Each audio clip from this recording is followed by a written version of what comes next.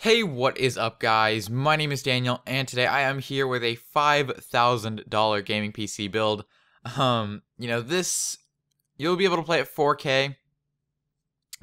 Single monitor 4K, 60 FPS on Battlefield 4, let's say. High to max settings, at least. I'm not completely sure. I don't know what 4K speeds are generally. But, getting into this, for the CPU on the Intel Core i7-3960X Extreme Edition 3.3 GHz 6-core processor. It's $899.99. It's a pretty good CPU. There is, like, the 4960X, which, is a little bit faster. But I do believe it's, like, $1,050. Maybe that's a different Extreme Series processor I'm thinking about. But either way, this is a great performing processor and will be great for this build. Not much more I can say. For the CPU cooler, on the Cooler Master Hyper 212 Evo sleeve bearing CPU cooler. Oh, it's actually good. It's gone back down to $25 recently. For a long time, this CPU cooler was $30, and recently it went to $25, and then it went back up to like $30, and then it went to $35, and now it's back down to $25. So even better value on the CPU cooler, even though the CPU cooler was a great value to begin with. So yeah, moving on to the motherboard, I'm with the Asus P9X79LE ATX LGA 2011 motherboard. This is $219.79.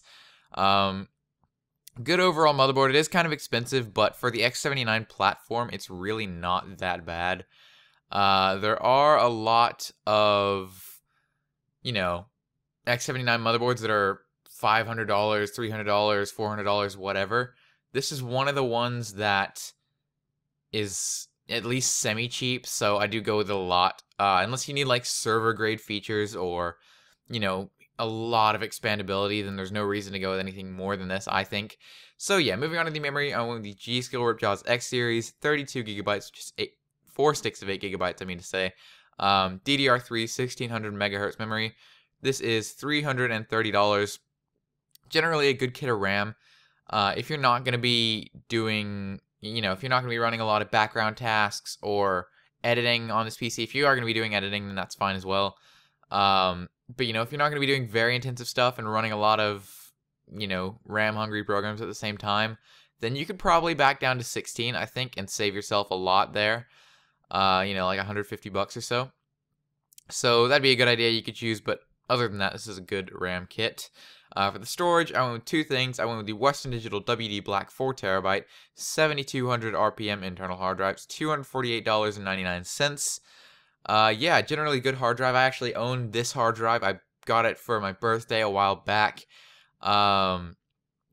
Really good hard drive overall. I think when I plugged it in, I did the DxTory, video recording hard drive speed benchmark because I didn't have any other like hard drive benchmarks sitting around at the moment. So I just used that, and I got like 163 megabyte per second write, I believe, off of it. But that was with nothing on it. If you're going to be running background applications off of this hard drive as well, that'll slow it down a lot.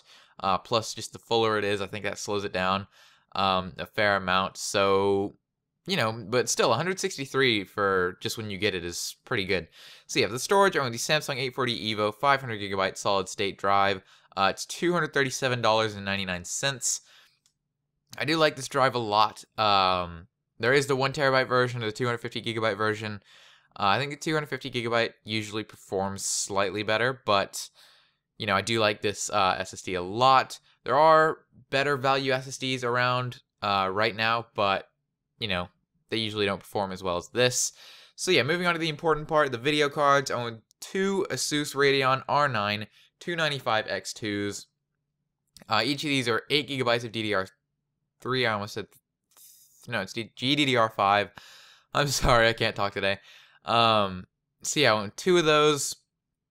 And those, again, you'll be able to play in 4K on 90% of games. Even Crysis 3, you could probably run at 4K. Medium settings and get decent FPS. Things like that. So yeah, for the case, I'm with the Fractal Design Define R4. This is the Black Pearl ATX Mid-Tower case version. A couple of builds back, I actually did go with the windowed version of this, even though the windowed version is like $30 more. I accidentally did that.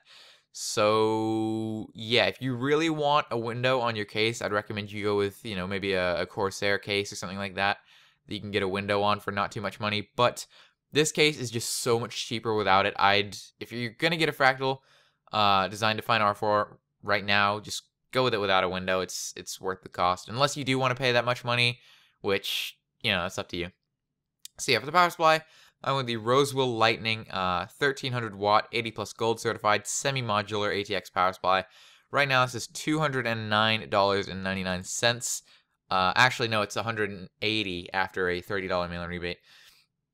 So, that's awesome. In this build, we're going to be using 1,271 watts, which, is a lot. And being that this power supply is only 1,300, that's not that much overhead, so you won't get the best efficiency. But if you do have a little bit more money to spend, I'd recommend you go with, like 80 plus titanium. What is it? Corsair AX 1500i. That'll give you, like 300, 400 watts of overhead, which will give you great efficiency. It's fully modular, plus the fact that it's 80 plus titanium will give you amazing efficiency. So, yeah, like this video if you enjoyed, subscribe if you're new here. I post content every other day. Well, actually, I have an announcement about that. I'm not posting every other day anymore because of school. But, yeah, I post once every 3 days. Thanks for watching, and peace.